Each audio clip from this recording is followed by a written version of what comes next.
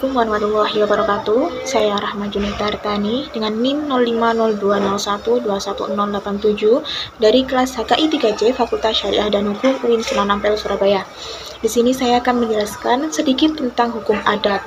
Nah, sebelum ke pembahasan, hukum di Indonesia itu berdasarkan bentuknya dibagi menjadi dua, yakni yang pertama hukum tertulis dan yang kedua hukum tidak tertulis.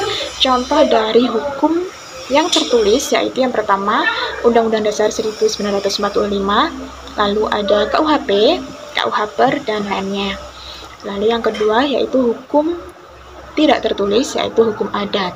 Nah, apakah hukum adat itu? Hukum adat adalah hukum kebiasaan, yakni artinya di dalam hukum adat terdapat aturan yang dibentuk dari tingkah laku masyarakat yang tumbuh dan berkembang sehingga dijadikan sebuah aturan yang ditaati secara tidak tertulis.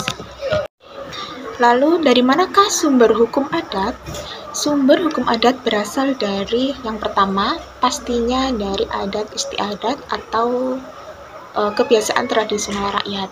Yang kedua yaitu dari kebudayaan tradisional rakyat, kemudian dari kaidah kebudayaan Indonesia, yang selanjutnya dari rasa keadilan yang tumbuh pada masyarakat tersebut, kemudian dari pepatah adat, kemudian dari jurisprudensi adat, dan terakhir dari dokumen-dokumen yang ada pada masa tersebut. Lalu, bagaimanakah sifat dari hukum adat? Hukum adat bersifat yang pertama yakni tradisional, yang artinya hukum adat bersifat turun-temurun dan berlaku serta dipertahankan bagi masyarakat yang bersangkutan.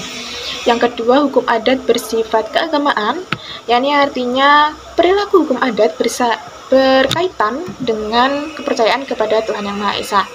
Selanjutnya, hukum adat bersifat kebersamaan, yakni lebih mementingkan kepentingan bersama dari atas kepentingan pribadi. Nah, selanjutnya, hukum adat bersifat konkret atau visual, yakni wujudnya nyata. Dan selanjutnya, hukum adat bersifat terbuka dan sederhana. Yang selanjutnya, hukum adat bersifat tidak dapat dikodifikasikan, tetapi hukum adat dapat dirubah dan disesuaikan sesuai dengan keadaan. Yang terakhir, yakni hukum adat bersifat musyawarah dan mufakat.